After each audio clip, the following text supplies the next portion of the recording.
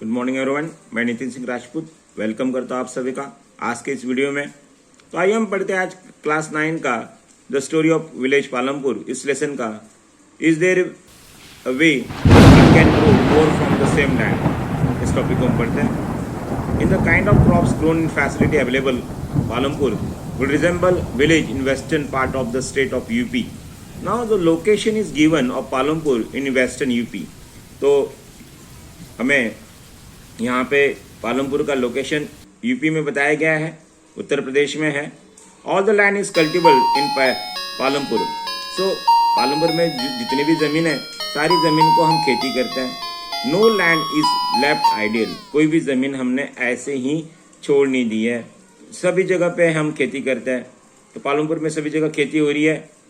So during the rainy season, बारिश के दिनों में हम क्या कर रहे हैं, खरीफ क्रॉप ले रहे हैं। क्रॉप्स आर गोन जौरी एंड बाजरा, तो खरीफ क्रॉप्स हम जौरी और बाजरा का क्रॉप ले रहे हैं। This plants are use for cattle feed, तो खरीफ क्रॉप में हम जौरी और बाजरा का क्रॉप ले रहे हैं और जौरी और बाजरा का क्रॉप हम रेनी सीजन में ले रहे हैं।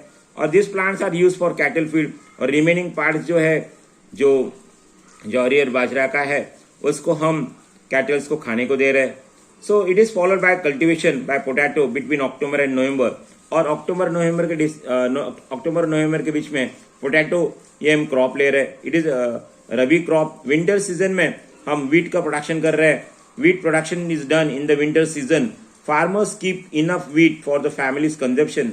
सी कंजप्शन क्या होता है, जो भी फैमिली की ज़रूरत होती है, साल भर में जितना भी अनाज हमें लगेगा यूटिलाइजेशन करने के लिए उतना हम फैमिली कंजप्शन के लिए रखते हैं।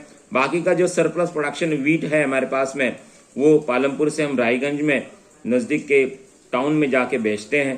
A part of the land area is also divided for sugar cane which is harvested once year, और साल में एक शुगर केन का एक ईयर हम खेती भी करते हैं।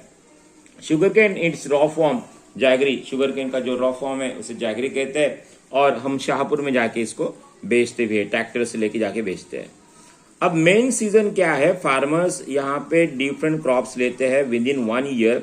एक साल के अंदर हमने देखा पालमपुर में well developed system of irrigation है, इलेक्ट्रिसिटी है पालमपुर के अंदर। तो आप देखो कि इरिगेशन सिस्टम में पहले के जमाने में पार्शिन व्हील हुआ करता था, जो फार्मर्स कुएं से पानी निकालने के लिए इस्तेमाल करता था।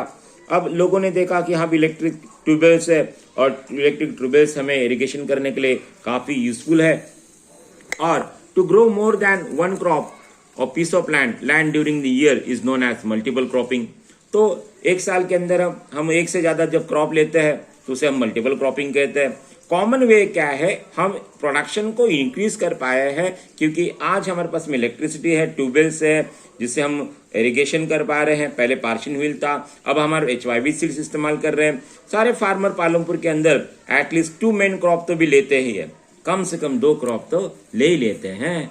और ऐसा ग्रोइंग पोटैटो, ये पोटैटो 3rd क्रॉप है जो पिछले 15 सालों में लिया जा रहा है। यू कैन सी, आपको पता होना चाहिए, इसको वीट कहते हैं, इसको बाजरा कहते हैं। ये शुगर केन है, पोटैटो है। तो वीट, बाजरा, शुगर केन और पोटैटो विद इन 1 ईयर ये डिफरेंट क्रॉप्स पालमपुर में लिए जाते हैं। सो आइए हम आगे बढ़ते हैं, टॉपिक को आगे बढ़ाते हैं। तो सी, अब यहाँ पे एक टेबल दिया गया है, इस टेबल को हम पढ़ते हैं।